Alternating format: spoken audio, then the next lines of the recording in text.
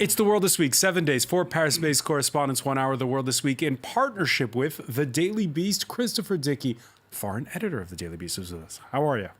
Glad to be back. Glad to have you back. Glad to welcome as well Gregory Viscusi, reporter at Bloomberg News. Big week? Yeah, it's been a lot of news this week.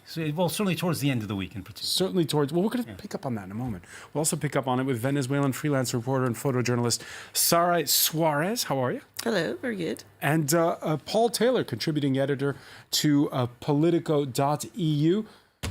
My newest compatriot. Are you going to be rooting for England or France on Sunday? I think it's going to be very hard. I think each side of me is going to be... I think the French probably are the ones who need the support most badly. There you go. All right. The World This Week on Facebook and Twitter. Hashtag World This Week. A changing wind is blowing across the Alps. The words of Italy's deputy prime minister in a tweet from Tuesday, where five-star leader Luigi Di Maio poses with activists from France's Yellow Vest movement. They had a meeting in Montargis, that's a town south of Paris. Now, that appears to have been the final straw in the first recall of a French ambassador to Rome since Mussolini declared war on France in 1940. In the statement, the foreign ministry saying this new provocation unacceptable. Mr. Di Maio, who has governmental responsibilities, should take care not to undermine our bilateral relations through his repeated interferences. Gregory Viscusi, you surprised by this? Do you agree with that French statement? I mean, it depends. He wasn't here as a member of the government. He was here as a member of a party who desperately needs allies in the upcoming European elections and who's doing very badly in Italy right now. So it's all about domestic Italian politics. On the other hand, what's extraordinary is the choice of who he went to go see. I mean, there are much more respectable Yellow Vest people who are presenting tickets, who are presenting lists, planning to present lists in the European elections. This fellow he went to meet is not one of them. Yeah, because the Yellow Vest is billed as this leaderless movement, but there are different sort of currents, There are lots of factions, different currents, and he chose one of the more radical currents to visit, which just makes you wonder what he's up to. As far as the French reaction, I mean, the problem with withdrawing your ambassador is that it hits Italy as a state. When Di Maio came here without telling the Italian embassy here, without telling his own foreign ministry. So so the French are hitting Italian institutions that had nothing to do with this, and it kind of elevates his importance. On the other hand, it's something they just can't. The French government just couldn't let that one slide. Do you agree, Gregory, that the French have overreacted? What the Italian deputy prime minister did was clearly out of line. But yes, why was it out of line? Well, it was out of line, in terms of this is not the way that governments deal with each other, even in an era of European politics. I mean, after all, President Macron wanted to have pan-European lists in these European elections that we're going to have. In fact, we don't have pan-European lists, but of course that does mean that that all politicians are looking for allies in next-door countries. And Mr. Right, so there's nothing wrong with Di Maio going and meeting with his own allies. Right, so there's I think that, why is it out of line? I think he's out of line because it was done in secret. It was done in a way that really, I mean, they pretty much openly called for Macron to be overthrown. I mean, not just Mr. Di Maio, but also Mr. Salvini. But I would like to say that I think that the French have been at fault as well, that President Macron has been using for his own domestic purposes Italy's maverick government of anti-system politicians, of populists, as he calls them, for his own political benefit, and saying, we're the good guys, we're the wrestlers in the white trunks, because we're the pro-Europeans, and the rest are all ugly nationalists and populists and so on. He's used the word leprosy about some of these parties, and there've been a series of French slights towards Italy as well, which the French media is not making much of. Yeah, that leprosy comment dates back to June of last year. Is this what goes around comes around? It was Macron in some ways who did start it. Well, yeah. I mean, I think, first of all, I think what we're looking at right now, I think Greg put his finger on it. A lot of it has to do with the internal Italian politics.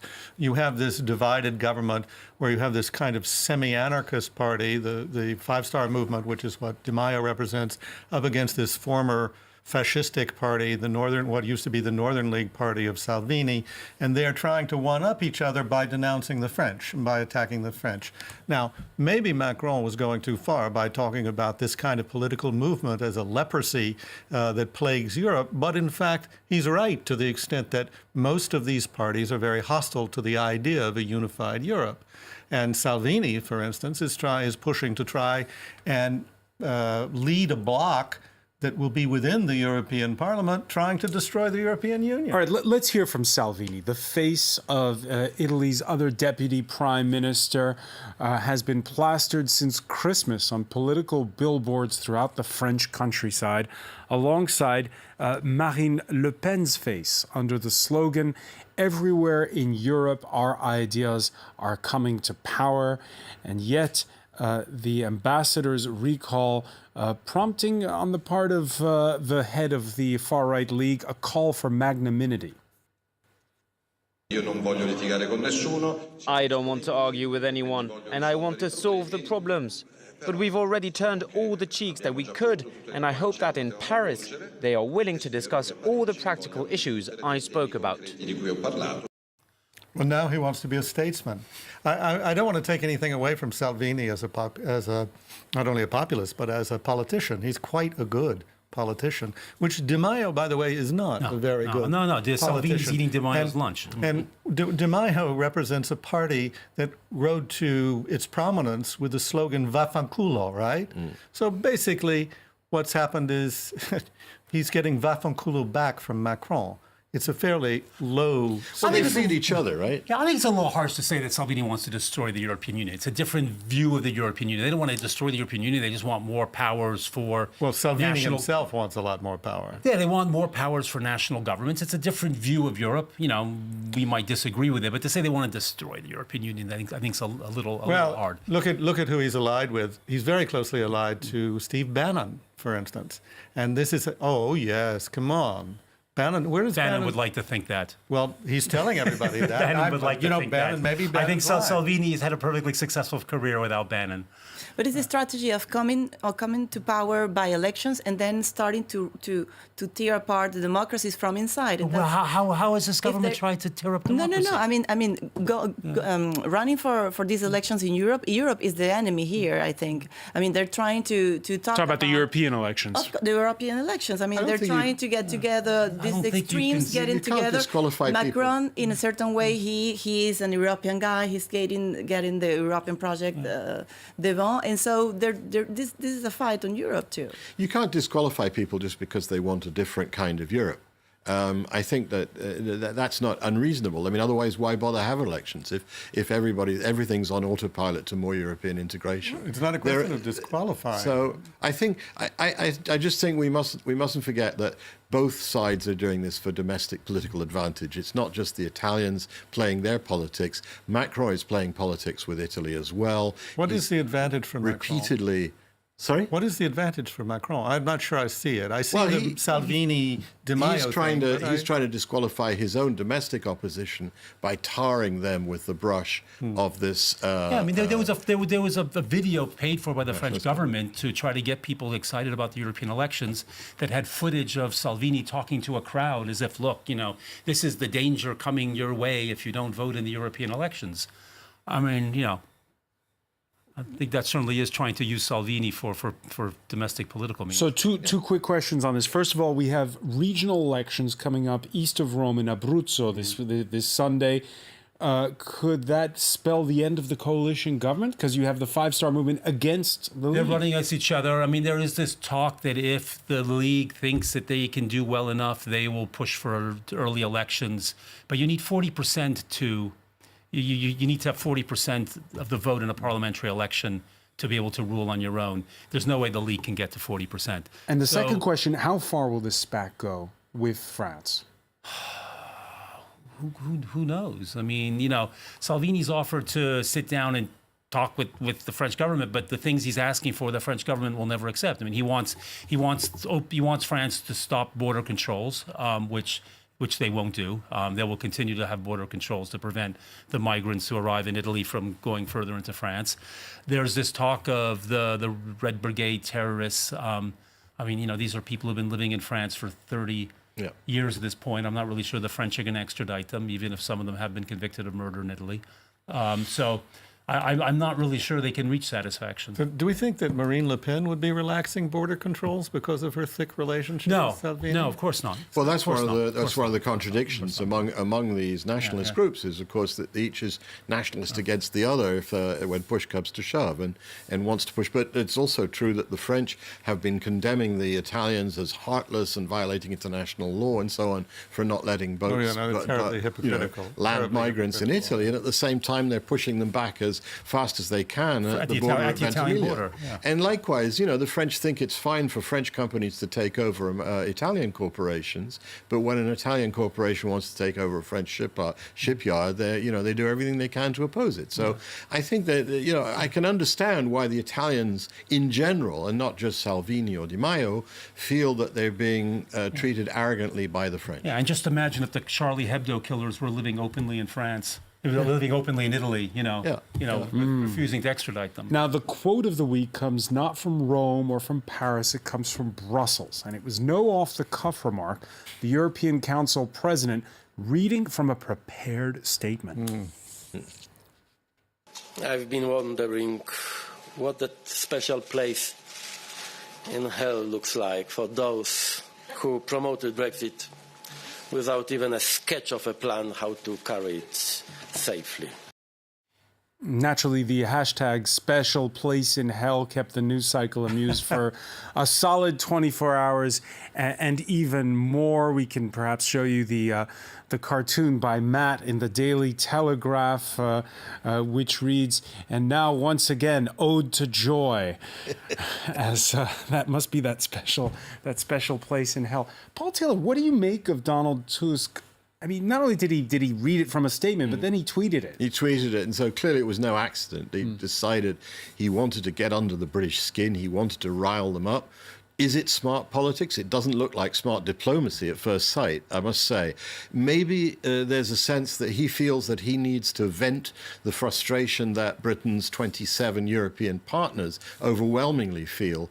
They thought they'd cut a deal with Britain. Now Britain wants to come back and renegotiate and is playing on the deadline and is playing on the risk of a no-deal Brexit as sort of a lever to try and reopen things. So maybe that was what he was doing. But I must say that in terms of trying to, if indeed their aim is to get a smooth British Brexit, then this is a strange way of going about it. Do you agree with that, Sari?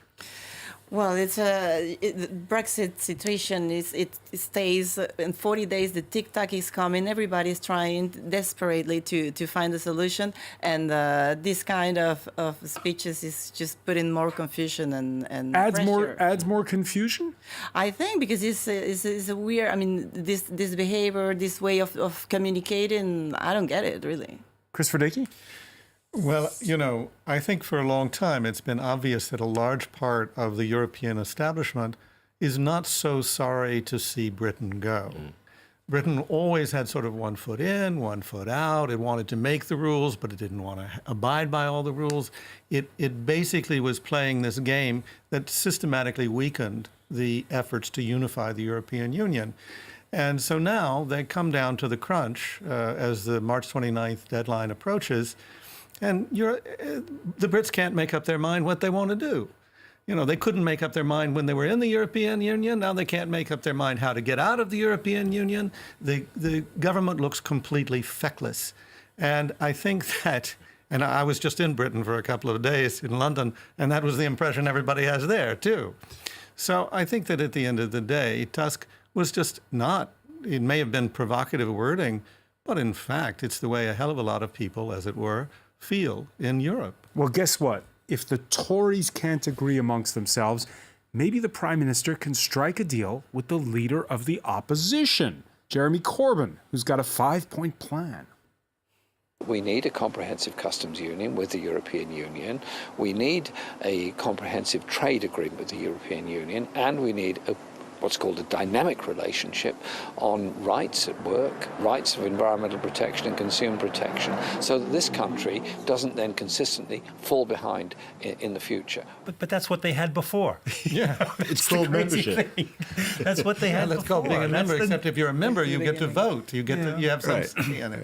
It's what they had before, and we're seeing all these news dispatches out of Brussels quoting anonymous diplomats saying, yes, the Prime Minister should consider Jeremy Corbyn's suggestions. Well, it's clear that if you were to have a permanent customs union, then that it largely deals with the need, or dispenses with the need for a border on the island of Ireland between North and South. But the problem with that is it's a no-go for Theresa May's party, for the Conservative Party. It would blow the party up. So it's smart politics for Jeremy Corbyn, who hasn't had a very good Brexit so far, to offer that now at this late stage. But I think he's offering it knowing full well that she will not be able to accept it. She won't be able to go for it because it would blow her party up. Should we be making something out of the fact that Corbyn in his statement doesn't mention the idea of a second referendum, which is what He most doesn't of the want Labour... a second referendum. A second referendum could blow his party up,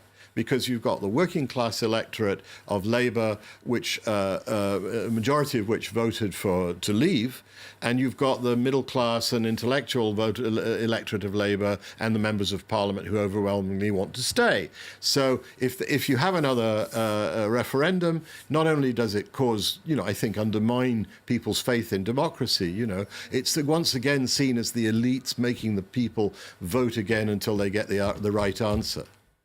I'm curious about this idea of a second referendum undermining people's faith in democracy, which is what you keep hearing. Why is one referendum democracy and a second referendum is not democracy? So you asked a different question. I would think in this time it would be a completely different question. It's do you want to stay?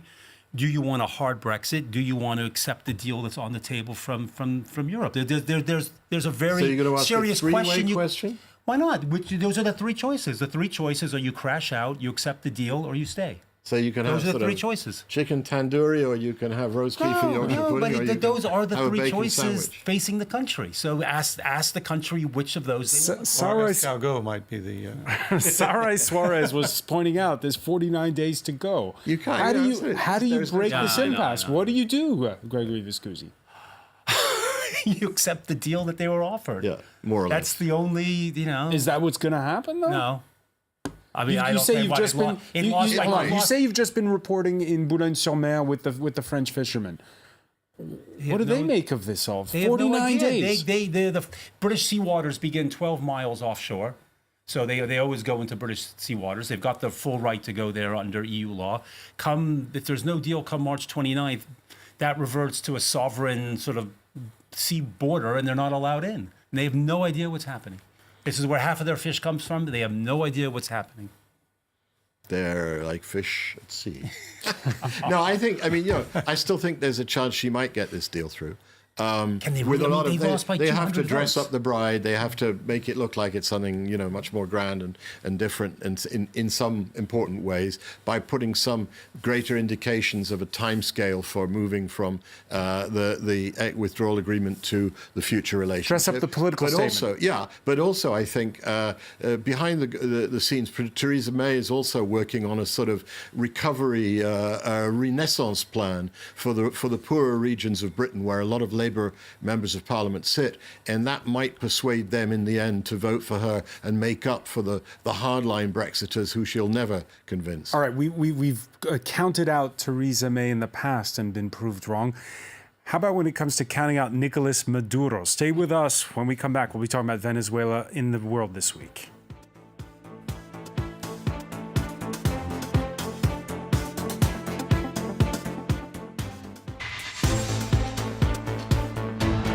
Welcome back, or welcome if you're just joining us. It's The World This Week. The World This Week in partnership with The Daily Beast, foreign editor. Christopher Dickey is with us, as is Gregory Vescuzzi, reporter for Bloomberg News, Venezuelan freelance reporter and photojournalist Sarai Suarez, Paul Taylor, contributing editor to Politico.eu. We're hearing that this U.S. humanitarian aid has reached Colombia's border with Venezuela, but we had a press conference by Nicolas Maduro, the embattled president, who has said who has said for his part that that it is a fake, that the humanitarian aid is fake, and that all this is nothing but a show.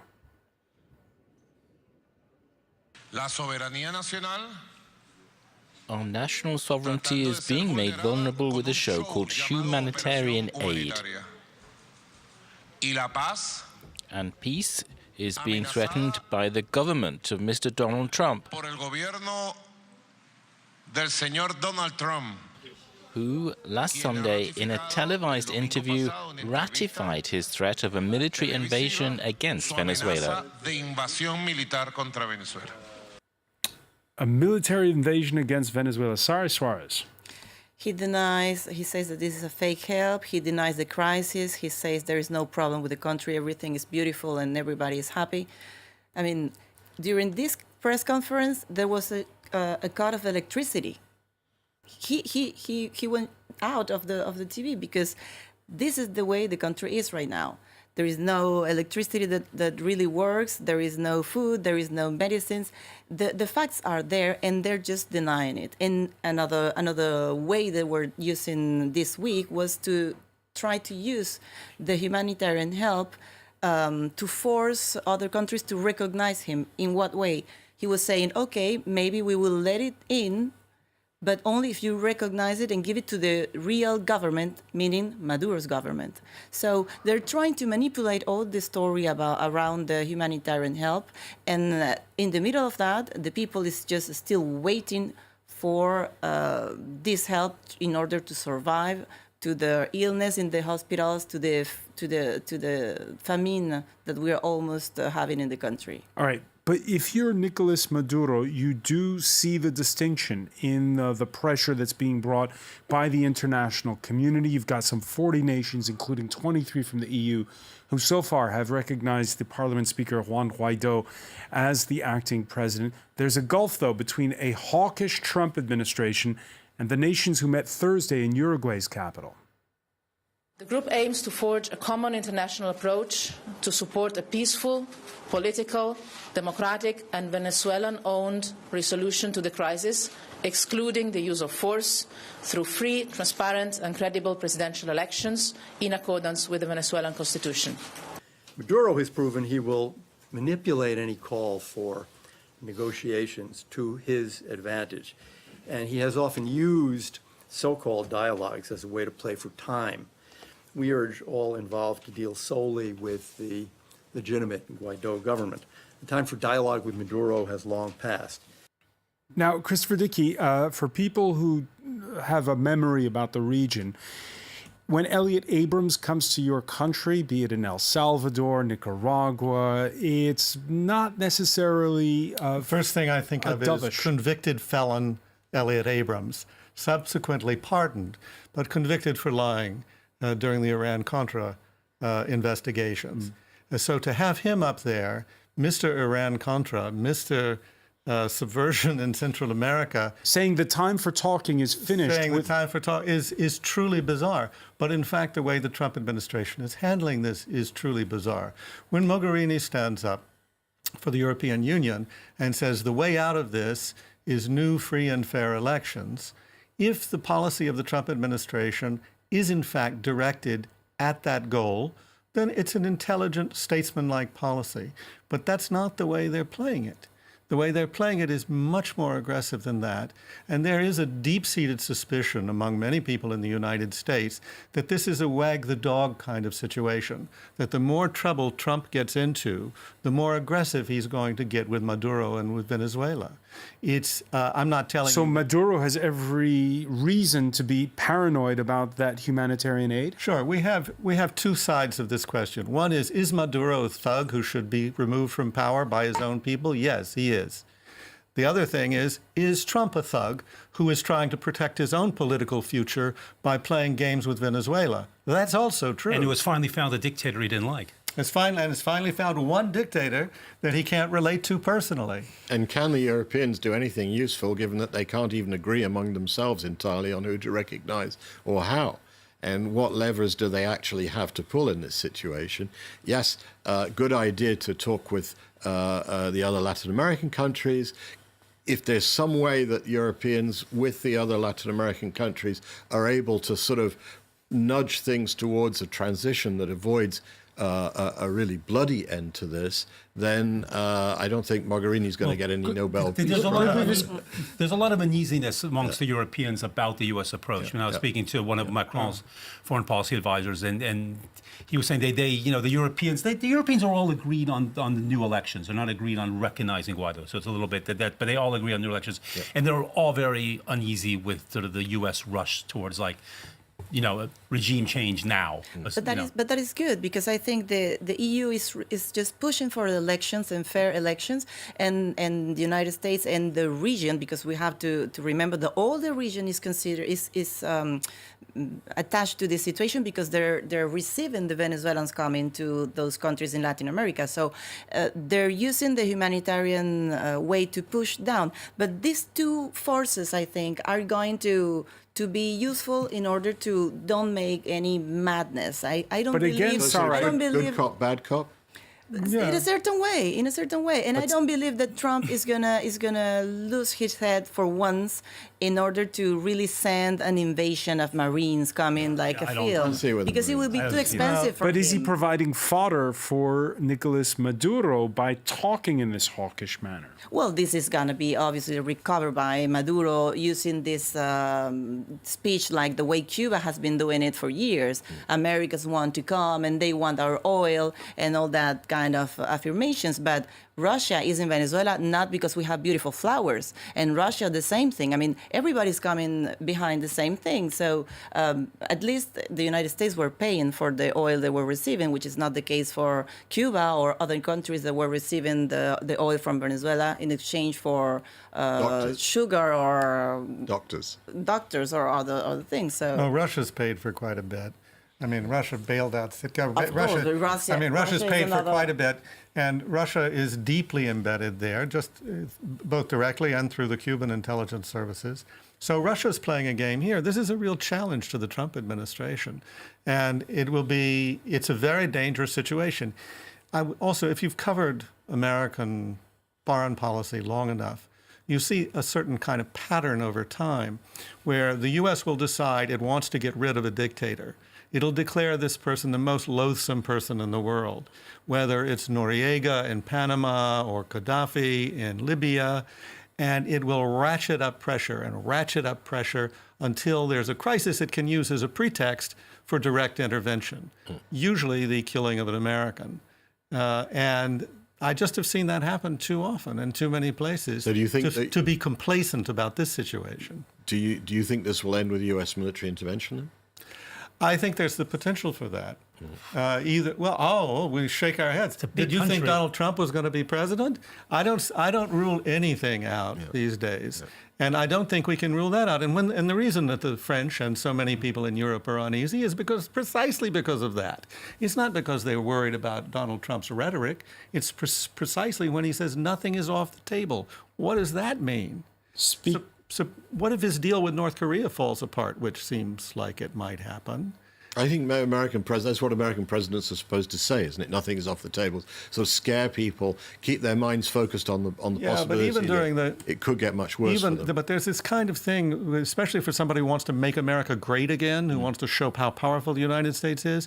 you get to a certain point in a confrontation with a dictator where you can't back down. But with the future re-election, I mean, he's not interested in having an invasion, a military operation. Oh, it could that work. ends No, really in wait. blood. It can work to his benefit if there's a great patriotic fervor that surrounds it. I'm more worried about the paramilitary groups in Venezuela that act on the side of the law, that act by themselves, like the colectivos armados. They are really dangerous because the government of Maduro can use them to do whatever they want and just wash their hands. I that. absolutely agree. They're very dangerous. We're not disagreeing And they've about been acting what right an now. evil thug Maduro is. There's no. But I question think this about is that. I mean, you know, whatever you think of Trump, and I'm not in the founder member of his fan club.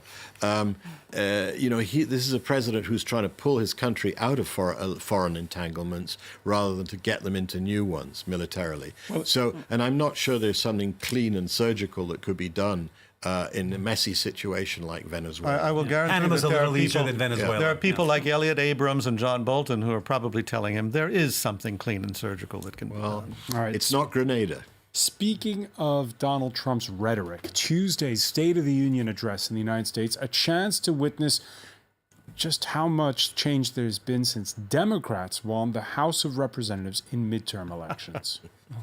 Trump didn't seem All Americans can be proud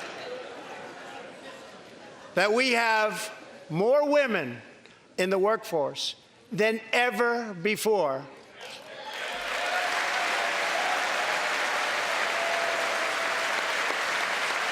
Don't sit yet. You're going to like this. We also have more women serving in Congress than at any time before.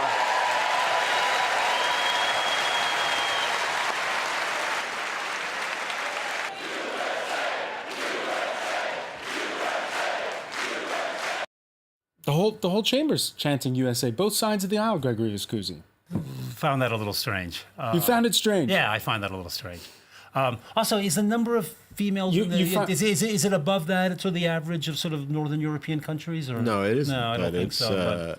By American. No, but it's just funny because I mean, yeah, you mentioned it was a rare moment of bipartisanship, I suppose. But you mentioned a changing House of Representatives. The rest of the speech didn't recognize that there's a changing House of Representatives. I mean, the rest of the speech gave absolutely no recognition to the fact that he just lost control of the House. There was no realization of that reality, nothing to offer the Democrats. So, I'm not sure he really noticed the change. I was just going to point that it's so ironic, this situation and this image with the president who has been accused of all the history he has of sexual harassment and everything. So it just made me laugh when I saw that image because of that. And the women wearing white because it was the in tribute to the 100th anniversary of the suffragette movement, earning women the right to vote in the United States. Your thoughts on that, Sarah Suarez? Well, that's a great celebration. That's something that has to be pointed because it's amazing how short period of time women have been having the right to vote, and that's a conquest that we need to celebrate still today. I think that's something we need to remember in order to the women we can keep having places where we can participate on the public sphere. All right. Since we're talking about Donald Trump, let it be known he does not like the world's richest man. Amazon founder Jeff Bezos owns the Washington Post, which has broken stories on hush money paid to his alleged mistresses during the 2016 campaign. The Post, which has led the fight for justice over the murder of its columnist Jamal Khashoggi inside the Saudi consulate in Istanbul last October. Now, Jeff Bezos has decided to go public with an alleged blackmail attempt, below-the-belt selfies Bezos sent to his mistress used by lawyers of Trump associate David Pecker, the publisher who owns the National Enquirer, which the idea here being that he lay off his investigations, Bezos choosing instead to go public on the blogging website Medium. Rather than capitulate to extortion and blackmail, I've decided to publish exactly what they sent me, despite the personal cost and embarrassment they threaten. Christopher Dickey, is this just going to be another one of these because there's so many scandals, there's so much. No, the news cycle is so fickle in the U.S. Or is this a big deal? No, this is a big deal for a lot of reasons. First of all, because Bezos himself is so powerful, because the Washington Post also is so powerful, and because this is sleaze beyond belief. I mean, this is the kind of thing that reminds us we didn't elect a president and a party, we elected the mob to run the country. And this is the National Enquirer. But you can't trace it back to Donald Trump here. That's exactly what they're worried about. That is exactly the problem. Why were they threatening to blackmail him? Because of the reports that came out in the Daily Beast, I think first in a couple of cases, that his investigator in this had interviewed the mistress to see if the classic case would be a mistress leaks these kinds of things in order to force the hand of her lover. They dismissed that. They interviewed her brother, who's a big Trump supporter, who might have had access to those screenshots or whatever they got off those phones. But they're also very concerned, and all this has been published, they're very concerned about the Saudis, because the Saudis are very thick with the National Enquirer, and they hate Bezos because he won't let the Khashoggi case go away. So you have all that at play. This is much more complicated than a question of sexual hijinks, and it is potentially damning. Suppose that we have an actual blackmail prosecution by the Southern District of New York directed at the people at the National Enquirer. That reopens everything, because the National Enquirer had signed an agreement with the Southern District of New York that let them off the hook for paying hush money to Donald Trump's mistresses. So all of that is at play. It's a big, complicated situation. Is it prurient? Yes, it's prurient as hell. But is it dangerous for Trump's mob? Yes, it's dangerous for them. Gregory Viscusi, you agree? Yeah, I think it is dangerous because, also the Enquirer has agreed to cooperate, right? It says it's going to open a probe. No, but earlier there was an agreement to cooperate with the investigators about the hush payments. For immunity. But if you read it, all of that is thrown out the window if they're found to be committing other crimes. I just read the agreement.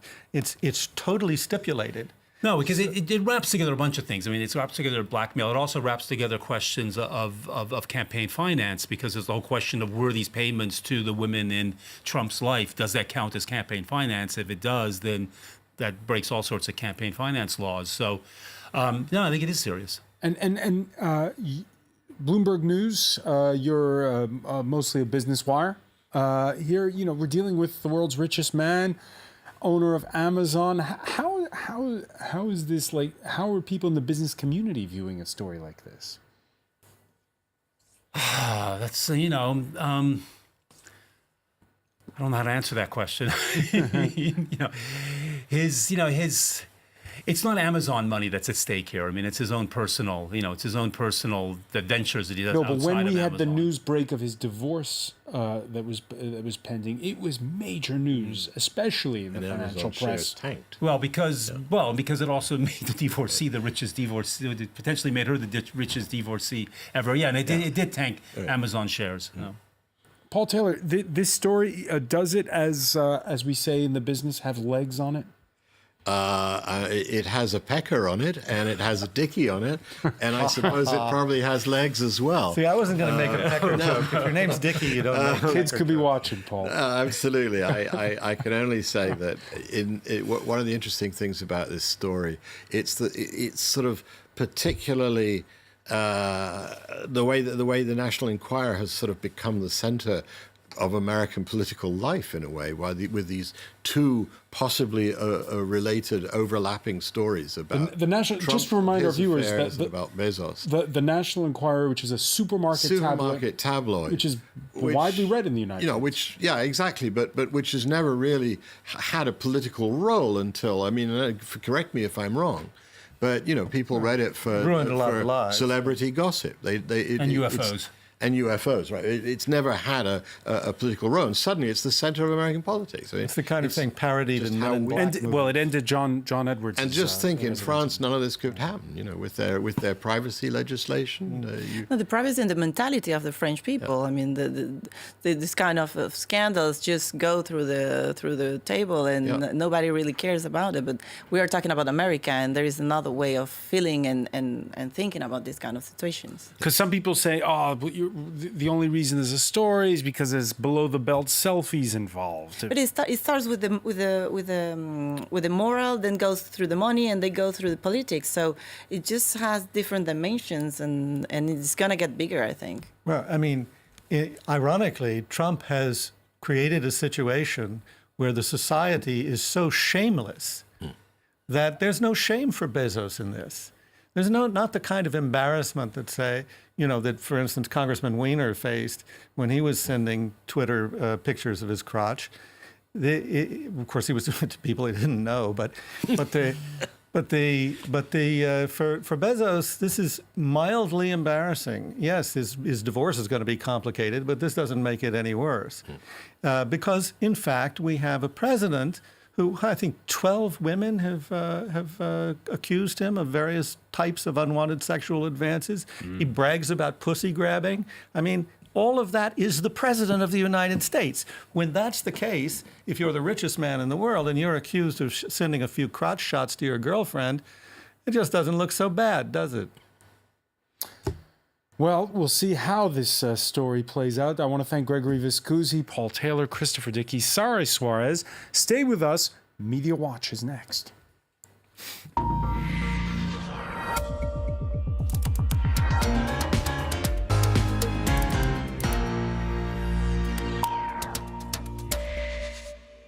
And we say hello to Simon Harding. Good evening, Francois. Good evening, everyone.